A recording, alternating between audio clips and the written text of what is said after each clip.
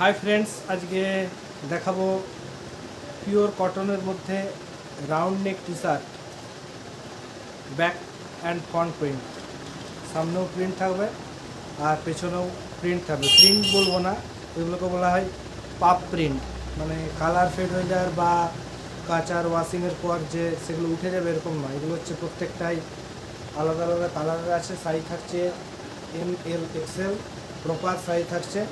হ্যাঁ, প্রত্যেকটা খুব ভালো করে দেখে নেবেন। পাপ প্রিন্ট যে একটা আমি পরে আছি, এগুলো প্রত্যেকটা পাপ প্রিন্ট থাকছে। পাপ প্রিন্ট করা থাকছে প্রত্যেকটা।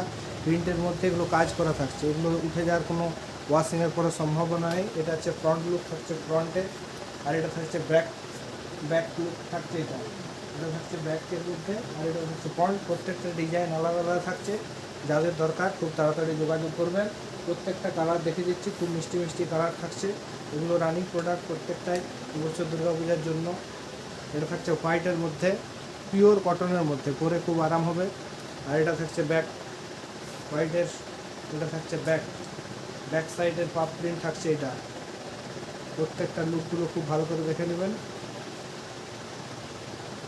রানিং প্রোডাক্ট প্রত্যেকটাই, এখন খুব ইয়ং জেনারেশন এগুলো খুব পছন্দ করছে।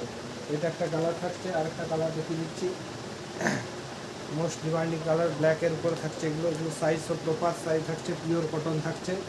এটা ফ্রন্ট সাইড থাকছে, এটা ব্যাক সাইড থাকছে। প্রত্যেকটা ডিজাইন আলাদা থাকছে। এগুলো সব পাপ প্রিন্ট করা থাকছে, প্লেন প্রিন্ট নয়। এগুলো হচ্ছে পাপ প্রিন্ট, ওয়াশিংয়ের পরেও থাকবে। একটা কালার দেখাচ্ছি, খুব মিষ্টি একটা কালার, ইউনিক কালার একদম। এটা ফ্রন্ট সাইডের লুক থাকছে, এটা ব্যাক সাইডটা দেখে নেবেন। প্রত্যেকটাই পাপ প্রিন্ট, কোনো সিম্পল প্রিন্ট নয়। এগুলো হচ্ছে পাপ প্রিন্ট থাকছে। এগুলো পিওর কটনের মধ্যে থাকছে। এগুলো পরে আরাম হবে। একটা কালার থাকছে, রেডের উপরে থাকছে। এটা ফ্রন্ট লুক থাকছে, পাপ প্রিন্ট থাকছে। এগুলো প্রত্যেকটা পাপ প্রিন্ট, খুব ভালো করে দেখবেন। এগুলো কাজ করা আছে একদম পাপ প্রিন্ট, উঠে যাওয়ার কোনো সম্ভাবনা নেই। এটা থাকছে রেডের উপরে, এটা থাকছে ব্যাক সাইডের প্রিন্ট। যার যেটা পছন্দ খুব তাড়াতাড়ি যোগাযোগ করবেন। লিমিটেড স্টক রয়েছে, দুর্গাপূজার মধ্যেই সব আউট অফ স্টক হয়ে যাবে।